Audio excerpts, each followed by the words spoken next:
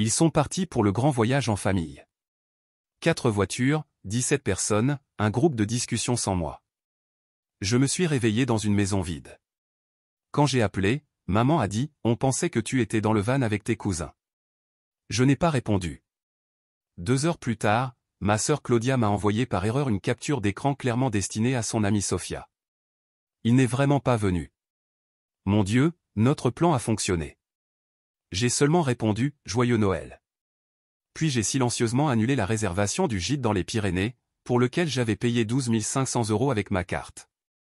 Et puis vint l'étape 2. À 8h03 du matin, j'avais 101 appels manqués. L'un d'eux disait simplement « Urgence ». Mon oncle Fernando l'avait dit la veille de Noël, mi-blague, mi-sérieux, après que j'ai offert de payer le dîner de famille. Ça doit faire du bien de ne pas être inclus. Ça rend les choses plus faciles quand les gens t'oublient. Je pensais que c'était une blague. J'ai ri aussi, mais maintenant je sais que ce n'en était pas une.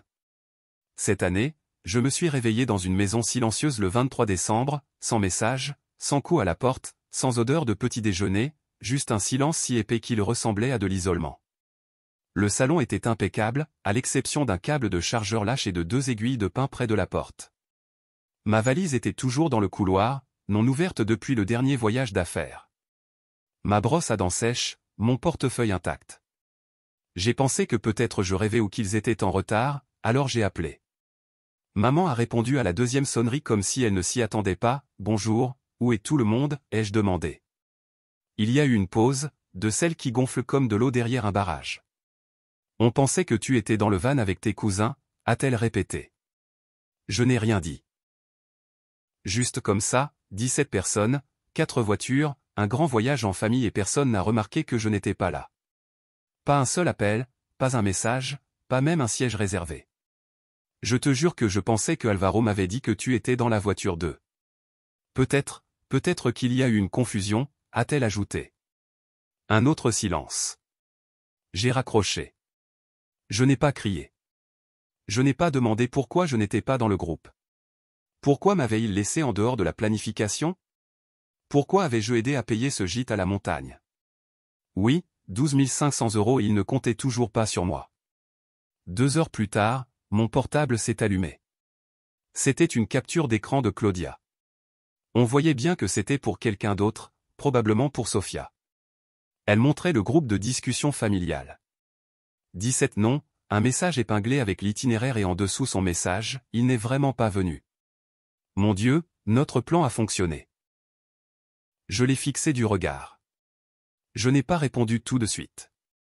Je ne l'ai pas appelé. Je me suis juste assis à la table de la cuisine, j'ai ouvert l'ordinateur portable, je me suis connecté au compte du gîte et j'ai cliqué sur « Annuler ». Le remboursement a été traité en quelques secondes. L'argent reviendrait sur ma carte en 3 à 5 jours ouvrables. Puis j'ai écrit une seule phrase, « Joyeux Noël », sans ponctuation, sans émoji, sans colère, juste une ligne qu'il se souviendrait. 30 minutes plus tard, mon téléphone a commencé à vibrer, 42 appels manqués, puis 70 et un message qui disait simplement « Urgence ». J'ai éteint mon portable car c'était maintenant le moment de l'étape 2. Le premier appel que j'ai pris était de papa. Sa voix était rauque, comme s'il avait déjà crié. « Qu'est-ce que tu as fait? Tu as annulé toute la maison? » « Non », ai-je répondu calmement. J'ai annulé ma réservation. Il s'avère que c'était la réservation complète parce qu'elle était à mon nom. C'est une blague? A-t-il grogné. Il y a 17 personnes devant un chalet dans la neige. Tu crois que c'est moi la blague? Lui ai-je répondu et j'ai raccroché. J'ai rallumé mon portable 1 heure plus tard. À ce moment-là, la panique était orchestrale. Appels manqués de maman, de tante Béatrice, de cousin Marcos, de Claudia encore, même de son petit ami Alvaro, qui apparemment était devenu de la famille plus vite que je n'ai pu obtenir une invitation au groupe. Je n'ai pas répondu, j'ai juste observé, car pour la première fois depuis des années, je ne courais pas pour arranger ce qu'ils avaient cassé. Le silence est devenu du sabotage. Maman m'a envoyé un message, on ne voulait pas t'exclure. C'est juste qu'il y avait beaucoup de choses à gérer avec les enfants de Claudia et le visa des Alvaro. S'il te plaît, ne gâchons pas Noël. Je n'ai pas répondu. Claudia a posté sur Instagram depuis un restaurant routier près des Pyrénées. Café seul, cheveux ébouriffés et une légende, la famille, ce n'est pas toujours être d'accord, mais toujours pardonner. J'ai ri. Les commentaires étaient tous de la sympathie. Courage, ma belle. J'espère que les choses se calmeront vite. Les gens montrent qui ils sont quand ça compte vraiment. Et puis je l'ai vu. Une story sur son compte privé, celle que je n'étais plus censé suivre.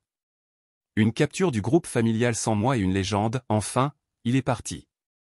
Je n'arrive pas à croire que ça ait pris autant de temps. En dessous, une photo du mail de remboursement du gîte, celui que j'avais reçu. Il l'avait planifié. Il savait que je paierais le voyage, il savait qu'il me laisserait de côté et il pensait quand même que je l'accepterais. J'ai vérifié mes relevés bancaires, pas seulement le gîte.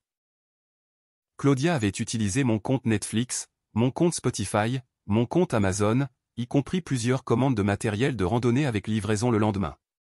Rien n'était pour moi, rien n'était avec moi, mais tout avec ma carte. Et puis je l'ai vu, un débit de 780 € dans un magasin de location de ski dans les Pyrénées.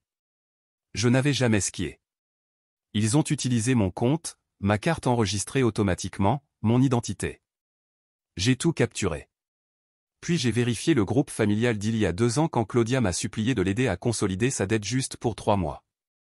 Ça faisait déjà 31. Le dossier de preuve.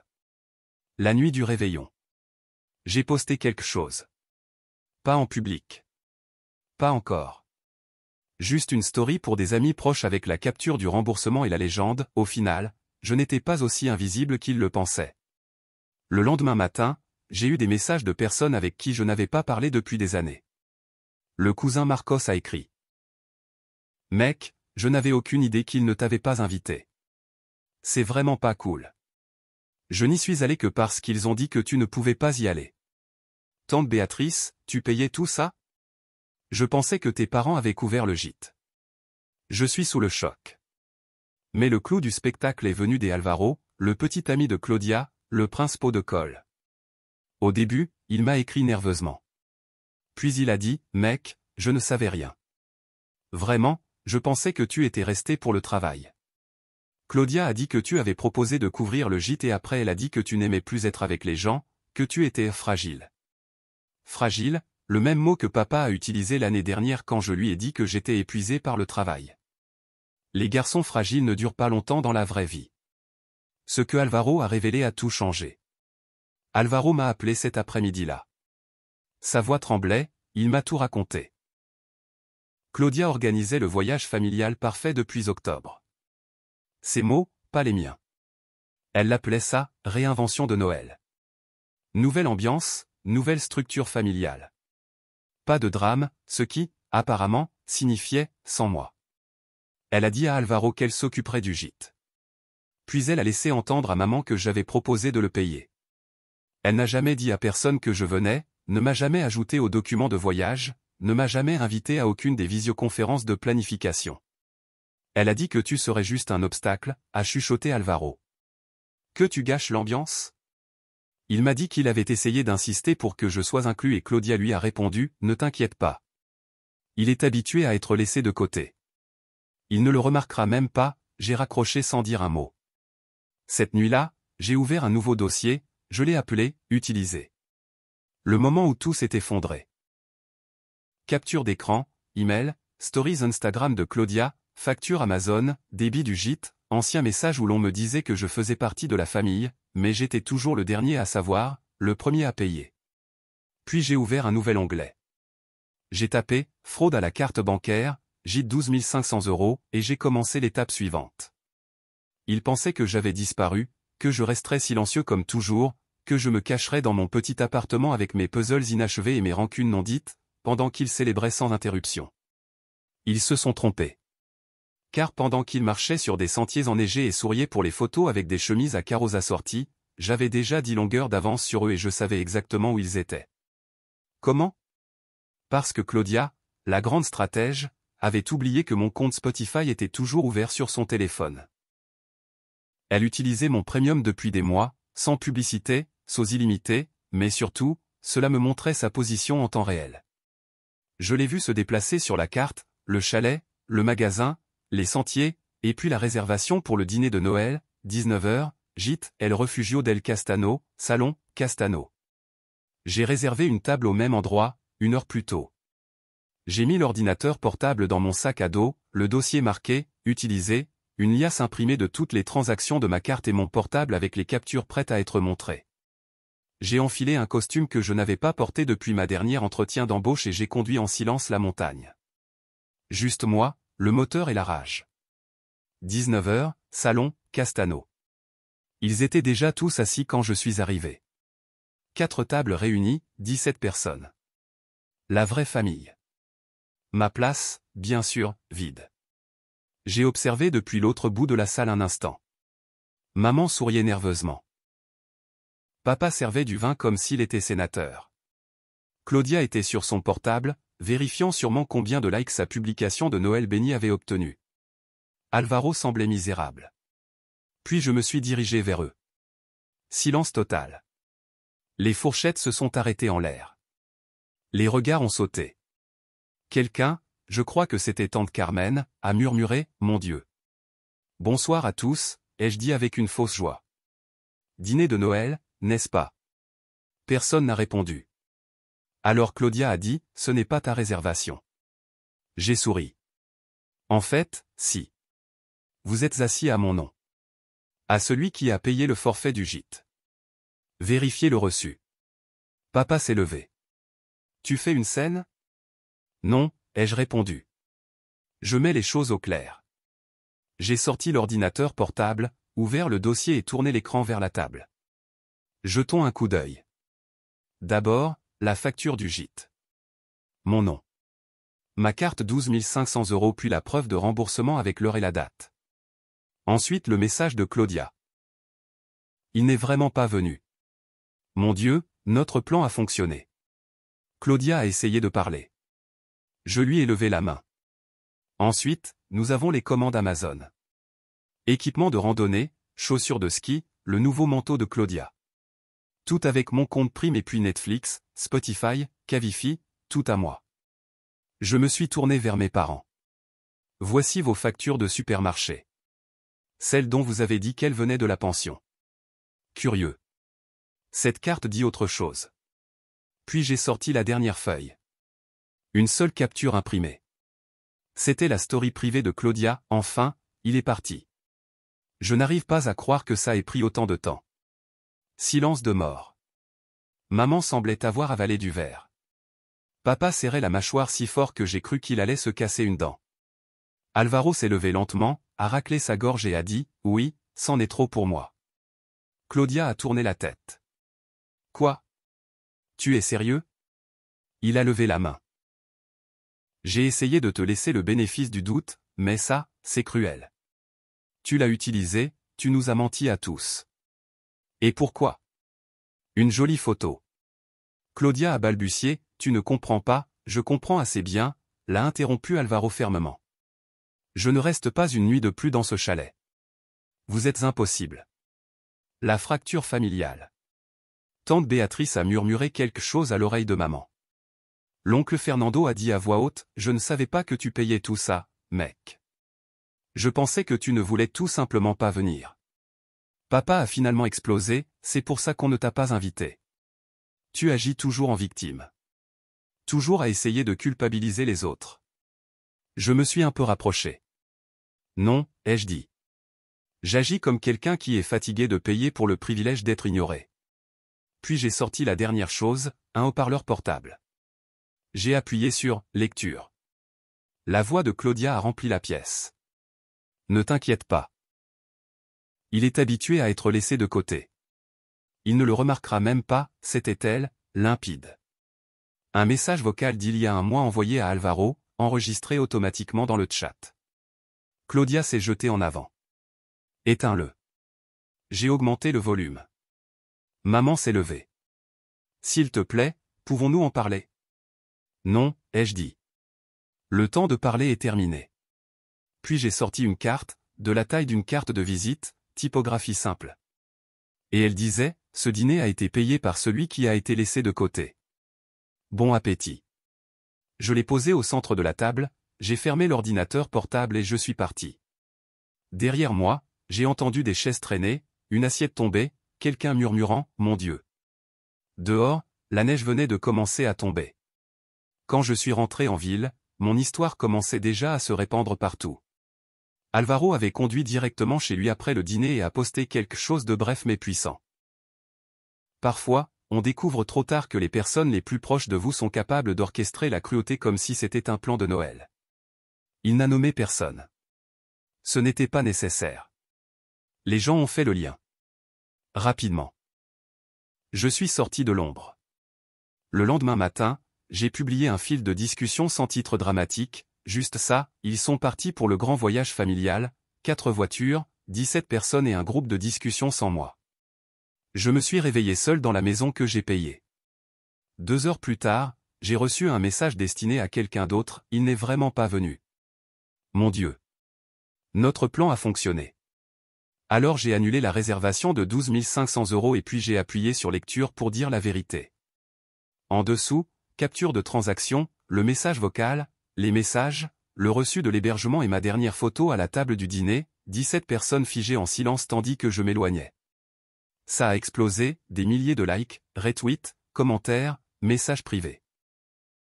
Les gens partageaient leurs propres histoires, le frère qui demandait toujours, les parents qui manipulaient avec la culpabilité, les proches qui ne se souvenaient de ton nom que quand il fallait payer le loyer. Quelqu'un a écrit, tu n'as pas annulé Noël. Tu l'as récupéré. Maman m'a écrit la nuit suivante, s'il te plaît, supprime cette publication. Les gens appellent. Nous sommes gênés. Cela ne devait pas être rendu public. Puis ton père dit que tu es allé trop loin. Il pense à parler à un avocat. Ensuite, Claudia n'a pas arrêté de pleurer. Je n'ai pas répondu. Le lendemain, Claudia a également écrit, juste une ligne. Tu as tout gâché. J'ai finalement répondu, non Claudia, je l'ai juste révélé. Une nouvelle façon de Noël. Le 26 décembre, j'ai mis en ligne une vidéo. Juste moi. Une chaise, fond blanc, voix calme. Je ne voulais pas faire ça, mais vous m'avez transformé en méchant avant même que je sache qu'il y avait un scénario. Vous avez planifié un voyage avec mon argent, sans mon nom, et puis vous avez ri quand je ne suis pas apparu. Alors voici la vérité. Pas par vengeance, mais pour la postérité. J'ai tout raconté. Les années de silence à être le responsable. Comment ils m'ont utilisé, m'ont exclu et ont ensuite essayé de me faire douter de ma propre réalité. J'ai rejoué le message vocal et j'ai conclu par ceci, si tu regardes ça et que tu as déjà été celui qui a été laissé de côté, voici ton signal. Ce n'est pas ta faute, c'est la leur. La vidéo a atteint 3 millions de vues en une semaine. Ils ont essayé de sauver la face. Papa a publié des excuses à moitié sur Facebook, les familles se disputent, mais les vrais hommes ne lavent pas leur linge sale en public. L'oncle Fernando a commenté, ils auraient juste dû inviter le gars. Claudia a essayé de changer le récit. Elle a posté une story sur Instagram avec un écran noir, les gens changent quand on cesse de se laisser manipuler. Maintenant, je vois tout clairement. J'ai ri à voix haute. Elle a vraiment essayé de se présenter comme la victime de l'histoire qu'elle avait elle-même écrite. La réaction inattendue. Et puis quelque chose d'étrange s'est produit. 3 de mes jeunes cousins, les silencieux, les invisibles, m'ont écrit séparément. Chacun a dit quelque chose de similaire. Merci d'avoir dit ce que nous ne pouvions pas, l'un a même écrit, je me suis reconnu dans ta vidéo. Je pensais que j'étais fou. Maintenant, je sais que je ne le suis pas, cela m'a frappé plus que tout le reste. Ce n'était pas seulement mon histoire, c'était un plan de sortie. Et puis est venue l'offre. J'ai reçu un message d'une plateforme de contenu que je ne connaissais pas. Ils voulaient acquérir les droits de mon histoire pour une courte série documentaire, anonyme, narrée, visualisée. J'ai dit oui, à une condition. Je ne veux pas être célèbre. Je veux que les gens comme moi se sentent vus. Ils ont accepté. Ensuite, un autre email est arrivé d'un cabinet d'avocats. Pas pour moi, pour eux. Apparemment, Claudia avait utilisé mon nom et mes données financières pour demander une assurance maladie avec une meilleure couverture. Frauduleux, traçable. Des conséquences légales en route. Plus jamais de générosité silencieuse. Le soir du Nouvel An, j'ai mis en ligne une dernière story, une photo de mon appartement, cosy, propre, un verre de vin sur le rebord de la fenêtre. Légende, cette année, j'ai déballé la vérité et c'était mieux que tout ce qu'ils m'ont donné sous l'arbre. Pas de like de la famille, juste des cœurs d'inconnus et quelques alliés que je ne savais pas avoir. J'ai passé la nuit à regarder les feux d'artifice et je ne me suis jamais senti aussi libre. Le 3 janvier, j'ai changé de numéro sans avertissement, sans message d'adieu, sans « au cas où tu aurais besoin de moi ». Je l'ai laissé mourir comme un message vocal oublié sur un téléphone que personne ne charge. J'ai vu les derniers messages arriver. Comme toujours, Claudia, tu vas vraiment nous effacer tous? Papa, tu as fait ton point. Maintenant, comporte-toi comme un homme et arrange ça. Maman, tu es toujours mon fils. Ça vaut plus que tout, non? Non, ça ne vaut rien, car ce que j'ai finalement compris, ce qui a brûlé chaque excuse restante dans ma poitrine, c'est qu'ils ne m'ont jamais inclus par amour, ils m'ont inclus par utilité. La seconde où j'ai cessé de payer, d'absorber, de m'excuser, j'ai aussi cessé d'être de la famille, je suis devenu du bruit, un problème, une menace pour leur récit. Je ne les ai pas fait disparaître, je les ai dépassés. J'ai signé le contrat d'un nouvel appartement dans le centre de Madrid, 12e étage, avec des fenêtres orientées sud, sans chambre en trop, sans canapé où dormir. La première chose que j'ai déballée a été ma photo au dîner, le moment juste avant que je ne m'éloigne de la table des 17. Je l'ai encadrée, je l'ai accrochée dans le couloir, non pas comme un trophée, mais comme un rappel. Ne jamais supplier d'être là où on ne veut pas de toi. Le message qu'il ne pouvait pas ignorer. Le 8 janvier, j'ai reçu une vraie lettre, du vrai papier. Enveloppe du cabinet d'avocats de mes parents. Nos clients sont préoccupés par les atteintes à la réputation. Ils demandent que vous supprimiez toute publication publique et que vous fassiez une déclaration clarificatrice indiquant que votre contenu sur les réseaux sociaux est fictif. J'ai ri à voix haute. J'ai répondu, mon contenu est véridique, documenté et protégé. Si vous insistez, la révélation inclura les relevés bancaires, les historiques de messages, les messages vocaux et les témoins oculaires. De plus, bonne chance avec l'enquête pour fraude à l'assurance maladie de Claudia. Cette plainte n'était même pas la mienne. Je n'ai plus jamais entendu parler de cet avocat. Construire quelque chose de plus grand que la vengeance. En moins de 6 semaines depuis que j'ai rendu l'histoire publique, j'ai été invité à participer à 3 podcasts, une table ronde sur les dynamiques familiales toxiques et le tournage d'une série documentaire à Barcelone. J'ai refusé presque tout, mais j'en ai accepté une. La première. Le présentateur m'a demandé, que dites-vous à ceux qui affirment que le sang est plus épais que l'eau? J'ai souri et j'ai dit, alors ne soyez pas surpris quand votre propre famille essaie de vous noyer. Le geste final. Et puis est venue l'enseigne. J'ai littéralement ouvert un petit espace de coworking en périphérie de la ville. Des gens créatifs, des freelances, des personnes qui sont sorties de situations difficiles et qui avaient besoin d'un endroit pour se reconstruire. Je l'ai appelé « Vous n'êtes pas invité ». Sous le nom, en plus petit, un lieu pour ceux qui ont été laissés en dehors de l'invitation. Le jour de l'inauguration, j'ai affiché quelque chose à la réception, une impression du premier message de Claudia, il n'est vraiment pas venu. Mon Dieu. Notre plan a fonctionné. Encadré sous verre avec une seule phrase écrite en dessous, et maintenant, je suis là. Il ne me manque pas. Ceux qui me manquent, ce sont ceux que je prétendais qu'ils étaient. Parfois, les gens me demandent si je leur ai pardonné. Je leur dis, j'ai lâché prise. Ce n'est pas la même chose. Je ne les déteste pas, je ne leur souhaite aucun mal, je ne les porte plus avec moi. Je ne réponds pas aux numéros inconnus. Je ne consulte pas les anciens fils de discussion. Je ne passe pas devant un miroir en me demandant ce que j'aurais pu faire différemment. Parce que la vérité est la suivante, j'ai tout fait correctement et ils ont quand même choisi de partir sans moi. Mes derniers mots pour eux ont été silencieux, mais définitifs. La saison des cartes de Noël est arrivée tôt cette année. J'en ai imprimé une seule. Je l'ai envoyée chez mes parents. À l'intérieur. Une photo de moi devant l'enseigne, vous n'êtes pas invité. Sans légende, sans expéditeur, juste une note autocollante à l'intérieur, la prochaine fois, essayez de payer vos propres vacances. Ils ne m'ont pas oublié, ils m'ont effacé, mais je l'ai transformé en bannière. Et maintenant, ils passent devant tous les jours, mais ils ne peuvent pas entrer.